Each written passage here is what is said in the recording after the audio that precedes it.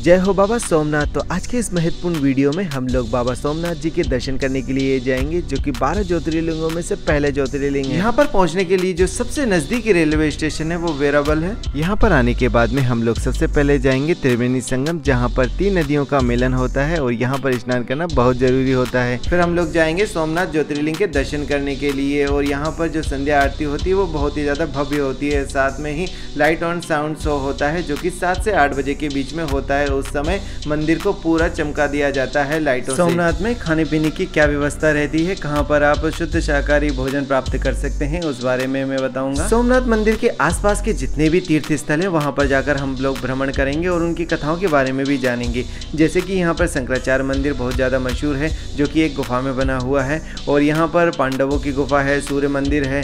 ये सारे जो तीर्थ स्थल है, इनका सोमनाथ जी की यात्रा करते समय दर्शन करना बहुत ज़्यादा महत्वपूर्ण होता है।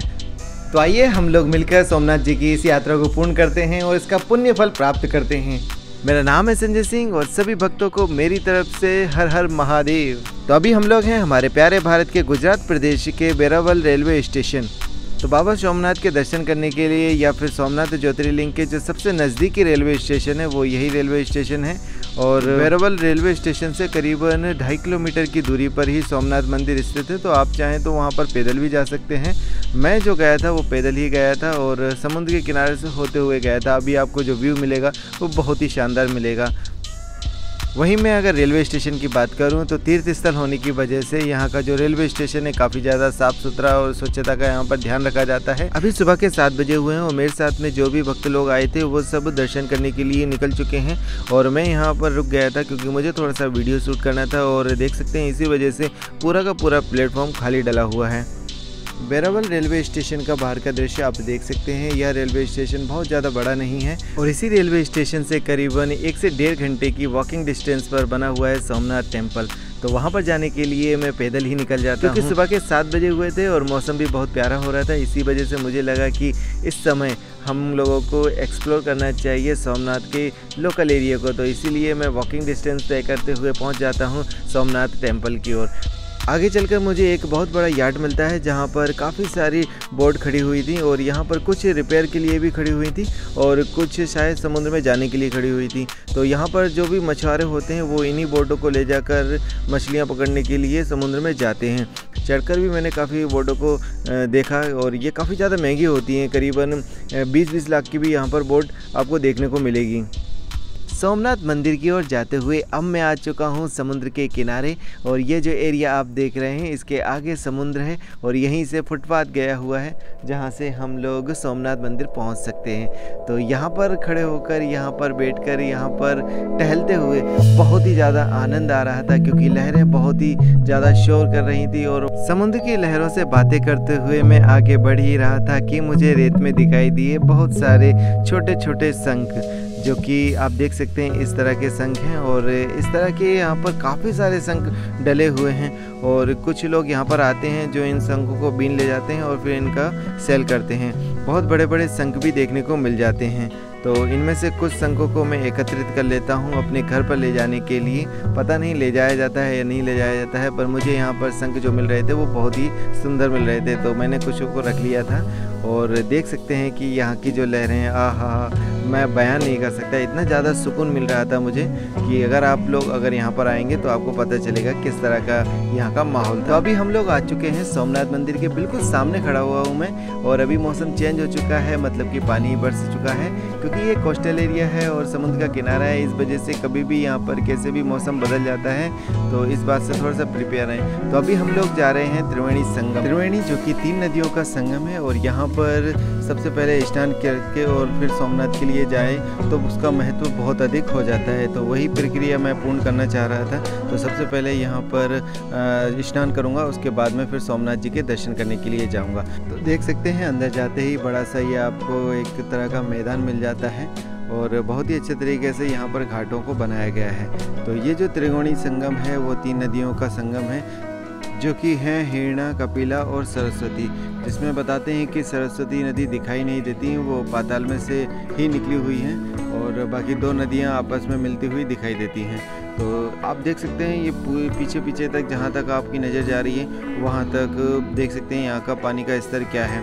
और इस तरह के यहाँ पर घाट से बनाए हुए हैं जहाँ पर विशेषतः पिंडदान किया जाता है। अगर आप पिंडदान करवाना चाहते हैं या फिर अपने जो पुरखा हैं उनको पानी देना चाहते हैं तो यहाँ पर काफ़ी सारे पंडे मिल जाते हैं। और इस जगह का बहुत ज़्यादा महत्व होता है। बोला जाता है इसको मुक्तिधाम, क्योंकि भगवान श्री कृष्ण की जो मुक्ति हुई थी वो भी यहीं से हुई थी। इसी वजह से इसका बहुत ही ज़्यादा महत्व बढ़ जाता है। वेदों शास्त्रों में भी इस स्थान के बारे में कहा जाता है। और वैसे भी आपने सुना ही होगा कि एक हमारे पूर्वज पहले कहा करते थे, अयोध्या जाइए एक बार, द्वारिका जाइए 2 बार, त्रिवेणी में नहाइए 3 बार और चित्रकूट जाइए 4 बार। तो इसी श्रृंखला को आगे बढ़ाते हुए मैं अयोध्या पहले ही होके आ चुका हूँ और इससे पहले मैं द्वारिका होके आया हूँ और अब मैं आ गया हूँ त्रिवेणी संगम पर। तो यहाँ पर जल्दी से मैं डुबकी लगा लेता हूँ और सभी के मंगल कामना की कामना करता हूँ। त्रिवेणी संगम के अगर मैं पानी की बात करूं तो यह पानी सॉल्टी होता है। जिस तरह से समुद्र का होता है उससे थोड़ा सा कम होता है, पर यह सॉल्टी होता है। और इसका कारण यही है क्योंकि यहाँ पर समुद्र से संगम हो रहा है और इसी वजह से समुद्र की जो लहरें हैं वो यहाँ पर पानी में आती हैं और इसी वजह से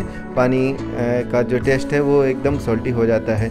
इससे पहले हमने जैसे द्वारिका में भी देखा था कि जो गोमती नदी का पानी जिस तरह से सॉल्टी था, सेम उसी तरह से यह भी सॉल्टी है, क्योंकि दोनों का जो संगम है वो समुद्र से हो रहा था और इसी वजह से दोनों का पानी नमकीन है। तो स्नान करने के बाद में त्रिवेणी संगम के पास में ही बना हुआ है यह मुक्तिधाम, जहाँ पर अंतिम संस्कार का कार्य किया जाता है।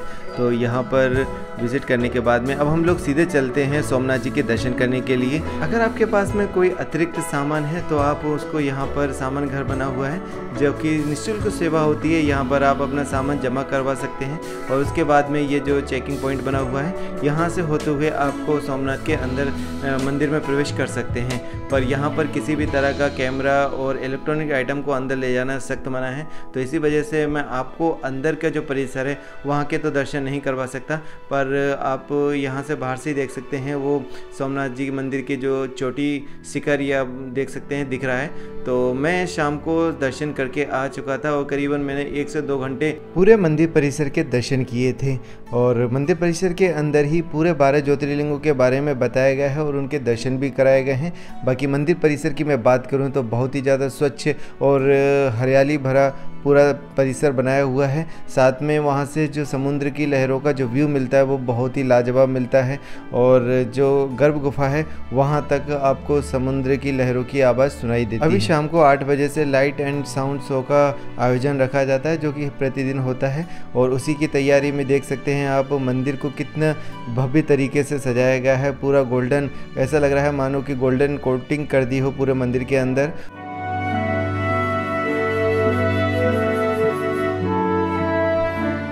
यकीनन जब आप बाबा सोमनाथ जी के दर्शन करने के लिए गर्भ गुफा में जाते हैं तो गर्भ गुफा का जो अंदाज है बनने का या फिर उसमें जो आसपास की दीवारों पर कोटिंग की गई है वो गोल्ड की कोटिंग की गई है और बहुत ही ज़्यादा भव्य तरीके से उसको सजाया गया है। तो मंदिर अंदर जितना सुंदर है बाहर से भी उतना ही सुंदर इसको बनाया गया है। तो देख सकते हैं मंदिर परिसर के बिल्कुल सामने ही जहाँ पर सामान घर बना हुआ है वहीं पर आपका जूते चप्पल और सामान बैग वगैरह इलेक्ट्रॉनिक आइटम सब कुछ यहाँ पर जमा हो जाता है और वो भी फ्री ऑफ कॉस्ट होता है, कोई पैसा नहीं लगता है। टोकन दिया जाता है, फिर टोकन देकर आप वहाँ से अपने सामान को कलेक्ट कर सकते हैं। सोमनाथ में यदि मैं भोजन प्रसादी की बात करूं तो यहाँ पर सोमनाथ ट्रस्ट के द्वारा एक लंगर चलाया जाता है जहाँ पर आप भरपेट भोजन प्राप्त कर सकते हैं। तो ये सामने आप देख रहे हैं ये निःशुल्क भोजनालय बना हुआ है जो कि सोमनाथ मंदिर के बिल्कुल सामने बना हुआ है। करीबन 100 मीटर की दूरी पर आपको ये भोजनालय मिल जाएगा। सोमनाथ मंदिर के लेफ्ट साइड में एक लंबी सी रोड गई है, उसी रोड पर ये भोजनालय बना हुआ है। तो यहाँ पर हमें आधार कार्ड अगर आपके पास में है तो आप आधार कार्ड को दिखाकर उनसे टोकन प्राप्त कर सकते हैं। और ऐसा भी नहीं है कि अगर आधार कार्ड नहीं है तो आपको भोजन नहीं प्राप्त होगा यहाँ पर ये लोकलों के लिए नहीं है, जो बाहर से भक्तगण आते हैं उनके लिए यहाँ पर निःशुल्क भोजनालय की सुविधा उपलब्ध होती है। तो यहाँ पर आप इस तरह का देख ले पंडाल बना हुआ है और यहाँ पर बैठकर आप भोजन प्राप्ति कर सकते हैं। तो भोजन में आपको मैं दिखा देता हूँ, ये देख सकते हैं चावल है, रोटी है, दाल है और यहाँ पर जो दाल रोटी है वो थोड़ी मीठी होती है सब्जी है, तो इन सब चीज़ों का आप आनंद ले सकते हैं। इस तरह से सोमनाथ का हमारा एक दिन का टूर पूरा हो गया था और सुबह होते ही मैं निकल जाता हूँ यहाँ के आसपास के और भी जो दर्शनीय स्थल हैं वहाँ का दर्शन करने के लिए। सोमनाथ मंदिर के बिल्कुल सामने ही इस तरह का एक समुद्र दर्शन बीच बनाया हुआ है और यहाँ पर आने के लिए हमें टिकट लेना होता है जो कि 5 रुपये का होता है और यहाँ से हम साइकिल वगैरह भी ले सकते हैं, जिनकी मदद से हम यहाँ पर एक उन्होंने पाथ बनाया हुआ है जहाँ पर हम साइकिल की मदद से करीबन 1 से 2 किलोमीटर का ट्रैक बनाया हुआ है जहाँ पर हम भ्रमण कर सकते हैं। टिकट काउंटर बना हुआ है जहाँ पर आप 5 रुपये का टिकट ले सकते हैं। हालांकि इसमें लिखा हुआ है कि अगर रिकॉर्डिंग करते हैं, कैमरा यूज़ करते हैं तो उसका अलग से देना होता है, पर अंदर कोई ऐसा पूछता नहीं है। सिर्फ 5 रुपये का टिकट लेकर मैं अंदर आ जाता हूँ। तो अंदर आते ही आपको बहुत ही प्यारा सुंदर बीच दिखाई देगा और यहाँ पर आपको अगर कैमल राइडिंग करनी है तो कैमल राइडिंग हो सकती है, हॉर्स राइडिंग करनी है तो यहाँ पर 1-2 हॉर्स भी थे, उनकी आप सवारी कर सकते हो। बाकी लोकल लोगों ने भी यहाँ पर शॉप लगाई हुई है जहाँ पर आप नारियल पानी और भुट्टे वगैरह का आनंद ले सकते हो। और यहाँ पर ऐसा बिल्कुल भी नहीं है कि बहुत ही हाई रेट में आपको चीज़ें मिलेंगी, बहुत ही नॉर्मल रेट में आपको यहाँ पर चीज़ें मिल जाती हैं। जैसे नारियल पानी है हर जगह 50 का है तो यहाँ पर भी 85 ही रुपये का होता है। वैसे बीच पर जाते हैं तो वहाँ पर चीज़ें थोड़ी सी महंगी हो जाती हैं, पर यहाँ पर ऐसा बिल्कुल भी नहीं है। तो आप लोग यहाँ पर आ सकते हैं और ये देखिए समुद्र की जो लहरें हैं बहुत ही ज़्यादा प्यारी लगती हैं यहाँ से। और यहाँ का जो पानी का अगर रंग देखेंगे या फिर इसकी गुणवत्ता देखेंगे तो ये थोड़ा सा मटमैला है। मैंने त्रिवेणी संगम पे जब स्नान किया था तब वहाँ का भी पानी बहुत ज़्यादा मटमैला था। तो और यदि अगर हम द्वारिका, जैसे अभी हम द्वारिका के दर्शन करके आए हैं तो द्वारिका के जो पानी था समुद्र का वो काफ़ी ज़्यादा क्लीन था, यहाँ का थोड़ा सा मटमैला है। और जब भी आप बीच के पास में जाएँ तो अपने कपड़े वगैरह और बैग वगैरह को थोड़ा सा दूर ही रखें। अपने कपड़े और बैग पूरा गीला कर चुका था समुद्र के पानी में। तो यहाँ से कुछ ही दूर पे बना हुआ है राम मंदिर, तो वहाँ के हम लोग दर्शन कर लेते हैं। और ये मैं जिस पाथ से जा रहा हूँ वो त्रिवेणी संगम जो बना हुआ है वहाँ पे जाता है, तो उसी पाथ में ये राम मंदिर भी मिलता है। तो यहाँ पर हम चल के अंदर दर्शन कर लेते हैं। यहाँ पर हमारे प्रभु श्री राम जी, लक्ष्मण जी और सीता माता विराजित हैं, तो उनके आप दर्शन कर सकते हैं। साथ में यहाँ पर गणपति बप्पा जी भी विराजित हैं, उनके भी आप दर्शन कर सकते हैं। और दोपहर का समय हो रहा था और यहाँ पर आरती चालू थी नगाड़ों के साथ में और आरतियों को संपन्न किया जा रहा था। देख सकते हैं कितना भव्य मंदिर बना हुआ है। और अभी मैं आ चुका हूँ, पास ही में एक शॉप बनी हुई थी, इसे क्या बोल सकते हैं, पार्लर बोल सकते हैं, मिल्क पार्लर या क्या बोलते हैं, आइसक्रीम वगैरह जहाँ पे मिलती है वो चीज़ें हैं। और यहाँ पर मुझे काफ़ी ज़्यादा भूख लगी थी तो मैंने एक छाछ का पैकेट ले लिया था और वहीं पर मीठी सॉस रखी हुई थी और तीखी सॉस रखी हुई थी, तो वो दोनों को मैंने इसमें छाछ में मिला लिया था। अब इसका जो टेस्ट था ना वो इतना लाजवाब बन गया था कि मैं बता नहीं सकता। तो ऐसे एक्सपेरिमेंट करते रहना चाहिए और अपने स्वाद को बदलते रहना चाहिए। तो ये थोड़ा सा मुझे बहुत अच्छा लगा था और पहली बार मैंने इस तरह से टेस्ट किया था। आगे और जाने पर हमें त्रिवेणी संगम मिलता है जहाँ पर हमने कल स्नान किया था, तो आज भी आप चाहें तो यहाँ पर स्नान कर सकते हैं। और इसके स्नान करने के बाद में पास ही में बना हुआ है शंकराचार्य मंदिर, तो यहाँ पर आप शंकराचार्य जी के दर्शन कर सकते हैं। और बताते हैं कि यहाँ पर एक गुफा बनी हुई है जिसमें शंकराचार्य जी तपस्या करा करते थे, वहाँ पर उन्होंने रुका था, वहाँ पर उन्होंने समय दिया था, तो इस वजह से उस गुफा को काफ़ी ज़्यादा महत्व दिया जाता है। और इस गुफा के अंदर जाते हुए हमें शंकराचार्य जी और उनके जो शिष्य होते हैं उनके दर्शन मिलते हैं। रख करके चिंतन करें, मनोकामनाएं पूर्ण होती हैं और इस प्रतीक मणि के दर्शन मात्र से पाप का विनाश होता है। श्रीयंत्र के पूज्य लक्ष्मी की प्राप्ति और काश्यप को पूजनीय करने से लक्ष्मी की प्राप्ति होती है। जो ही आप शंकराचार्य जी के दर्शन करने के बाद गुफा से बाहर निकलेंगे तो पाएंगे कि गुफा के बिल्कुल बगल में मंदिर बनाया हुआ है जिनमें 12 शिवलिंगों को रखा गया है जो कि ज्योतिर्लिंगों को प्रदर्शित करते हैं। सोमनाथ मंदिर से करीबन 5.5 किलोमीटर की, और अभी हमने जो शंकराचार्य जी के दर्शन किए हैं उनके मंदिर के बिल्कुल नज़दीक में बना हुआ है ये सूर्य मंदिर, जो कि मंदिर काफ़ी ज़्यादा प्राचीन है। अगर आप इसके स्ट्रक्चर वगैरह को देखेंगे तो पाएंगे कि यह बहुत ही पुराना स्ट्रक्चर बना हुआ है। तो आइए हम लोग अब मंदिर के अंदर दर्शन कर लेते हैं। मंदिर की पूर्णतः रख रखाव न करने की वजह से आप देख सकते हैं कि मंदिर थोड़ा सा जर्जरी हालत में है और यहाँ पर बहुत अधिक या बहुत बड़ी मूर्ति आपको देखने को नहीं मिलेगी। छोटी सी मूर्ति है जो कि यहाँ के जो ग्रामीण हैं उनके द्वारा ही इसको संचालित किया जाता है, मतलब उनकी पूजा वगैरह की जाती है।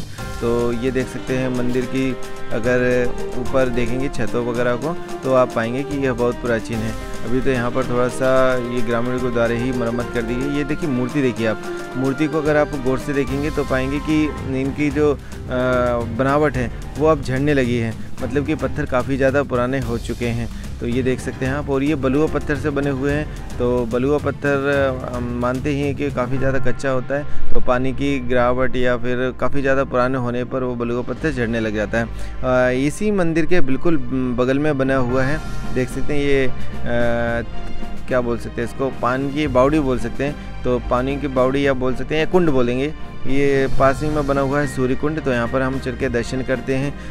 इसका पानी जो है ना वो बहुत ज़्यादा साफ तो नहीं था, पर हाँ पानी ठीक था और इसमें मछलियाँ तैर रही थी। और सामने आप देख सकते हैं सूर्य देव जी की मूर्ति को स्थापित किया गया है। और यहाँ पर पूजा करने के लिए मेरे ख्याल से इस कुंड के अंदर जाना पड़ता होगा।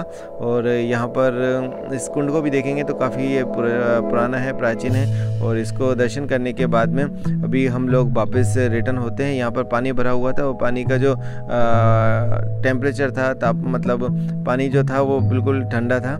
और अभी हम लोग जा रहे हैं एक और गुफा की ओर दर्शन करने के लिए, जो कि है हिंगलाज गुफा, हिंगलाज माता गुफा। तो यहाँ पर माता हिंगलाज की गुफा तो बनी हुई है, साथ में यहाँ पर पांडवों की गुफा भी बनी हुई है। आप देख सकते हैं यहाँ पर मूर्तियों के द्वारा पांडवों को दर्शाया गया है। और ऐसा बताते हैं कि जब पांडव अपने अज्ञातवास पर थे, वनवास पर थे, तब उन्होंने यहाँ पर कुछ समय बिताया था। और इनकी यहाँ पर जो गुफाएं बनी हुई है वहाँ पर ही रहकर वो अपना समय व्यतीत करते थे। तो इसी वजह से इसको पांडव गुफा भी बोला जाता है। मंदिर परिसर जो बना हुआ है उसे हाल में मरम्मत कर दी गई है। तो यहाँ पर टाइल्स वगैरह आप देख सकते हैं। तो यहाँ पर कक्ष छोटे छोटे बनाए गए हैं, जिनमें शंकर भगवान जी की शिवलिंग को भी स्थापित किया गया है। और भी काफ़ी सारे इसमें देवी देवताओं को स्थापित कर दिए गए हैं। पर इनमें जो गुफाएं देख रहे हैं, इनमें पहले भीम और उनके भाई वगैरह सब रहा करते थे, मतलब कि पांडव यहाँ पर रहा करते थे। और उनको सारी सुख सुविधाएँ जो भी हुआ करती थी उनका उन्होंने विशेष ध्यान रखा था। जैसे कि अगर हम लोग जाएंगे तो ये देख सकते हैं कि कुंड बना हुआ है, जैसे अभी आप लोगों ने थोड़ी देर पहले देखा था सूर्य कुंड, ठीक उसी तरह से यहाँ पर कुंड बनाया गया है, जहाँ पर अपनी जो दैनिक क्रिया हुआ करती थी, पानी की जो जरूरत हुआ करती थी, वो इन्हीं कुंडों की मदद से पानी की जो आवश्यकता हुआ करती थी उसकी पूर्ति की जाती थी। तो इसका पानी आप देख सकते हैं कितना साफ इसका पानी बना हुआ है। और ख़ास बात यह है कि इसका पानी बहुत अधिक खारा नहीं है, बिल्कुल आप सामान्य तरीके का है जिसे आप पी सकते हैं। तो हालत अगर कुंड की देखेंगे तो बिल्कुल जर्जर हालत हो रही है। तो आइए अब हम लोग चलते हैं दूसरी गुफा की ओर, जो कि हिंगलाज माता की गुफा है। और आप देख सकते हैं कि इसका जो रास्ता है वो कितना ज़्यादा सकरा है। यहाँ पर सिर्फ एक आदमी ही एक बार में जा सकता है। दूसरा, अगर आपको सफोकेशन की दिक्कत है या फिर आप हृदय के रोगी हैं तो मेरे ख्याल से इस जगह पर या इस गुफा में जाना आपको अवॉइड करना चाहिए, क्योंकि अंदर अभी तो काफ़ी भीड़ आपको देखने को नहीं मिल रही है। पर यहाँ पर ख़ास दिन होते हैं, मतलब कि कोई त्यौहार वगैरह होता है या फिर भोलेनाथ जी का त्यौहार होता है, तो यहाँ पर बहुत ज़्यादा भीड़ हो जाती है। और जब आप इस गुफा में जाते हैं तो आपको सफोकेशन की दिक्कत हो सकती है। तो मेरा मानना है कि अगर आप सक्षम नहीं है तो आप ना जाइए, बाकी दूर से आप हाथ जोड़ सकते हैं। तो ये था हमारा मंदिर का दर्शन। तो सोमनाथ के जो मुख्य मंदिर थे वहाँ का हम लोगों ने दर्शन कर लिए हैं। बाकी और भी काफ़ी छोटे छोटे मंदिर हैं जहाँ पर अगर आप चाहें तो जा सकते हैं। और तो आप लोग अगर प्लान कर रहे हैं सोमनाथ आने का तो बिल्कुल मेरे ख्याल से आपको आ जाना चाहिए। और क्योंकि अभी के समय यहाँ पर क्या है कि गर्मी का मौसम है और गर्मियों में यहाँ पर बहुत कम भीड़ देखने को मिलेगी। सर्दियों में यहाँ पर काफ़ी ज़्यादा भीड़ हो जाती है। हालांकि यहाँ का तापमान बहुत ज़्यादा नहीं होता है, दिल्ली का है, MP का है, उतना तापमान यहाँ पर नहीं होता है। यहाँ का अगर तापमान की बात करें तो अभी जून जुलाई चल रहा है और यहाँ का तापमान करीबन वही होगा 36 और मतलब 40 से ऊपर नहीं जाता है। तो यहाँ पर अगर आप चाहें तो अभी के मौसम में आ सकते हैं और अभी यहाँ पर आपको बिल्कुल भी भीड़ नहीं मिलेगी। बाकी सोमनाथ की अगर हिस्ट्री की बात की जाए तो इसका काफ़ी ज़्यादा पुराना हिस्ट्री है। यहाँ पर जो मोहम्मद गजनी आए थे और जो भी यहाँ पर लुटेरे आए थे, वह सबसे पहले उनका जो टारगेट हुआ करता था वो सोमनाथ मंदिर ही हुआ करता था। तो इसको कई बार तोड़ा गया है, फिर इसको रिबिल्ड करवाया गया है। तो इस तरह से इसका मतलब इतिहास बहुत ही ज़्यादा रोचक है। कभी किसी वीडियो में मैं आपको इसके इतिहास के बारे में पूर्ण जानकारी दूंगा। तो अभी हमारा ये वीडियो अंतिम चरणों पर है। और सोमनाथ की अगर मैं बात करूँ तो यहाँ पर पर्यटन स्थल बहुत ज़्यादा है नहीं। तो अगर आप सुबह जल्दी आ जाते हैं यहाँ पर तो यकीनन आप पूरे दिन में सोमनाथ के दर्शन कर सकते हैं। जो और भी तीर्थ स्थल हैं यहाँ पर, उन सभी के आप दर्शन कर सकते हैं। तो दूसरा दिन आपको रुकने की आवश्यकता नहीं होगी। मुझे काफ़ी ज़्यादा थकान हो गई थी, इसी वजह से मैं एक दिन का यहाँ पर अधिक स्टे लिया था। और स्टे भी क्या लिया था, मैं रेलवे स्टेशन पर ही सो गया था। तो यदि आपको यह वीडियो अच्छा लगा है, थोड़ा सा भी अच्छा लगा है, तो इसे लाइक ज़रूर कीजिए। और अगर आप चैनल पर पहली बार आ रहे हैं तो पहली बार आने पर ही आपको इसको सब्सक्राइब भी कर लेना है, ताकि जो मेरे और भी वीडियोस हैं वो आते रहें आपको और आप लोग देखते रहें। इसी तरह से मेरे साथ आप हमेशा बने रहेंगे। तो मैं आशा करता हूं कि आप लोग मेरा एप्रिसिएशन ज़रूर करेंगे और लाइक के बटन को ज़रूर प्रेस करेंगे।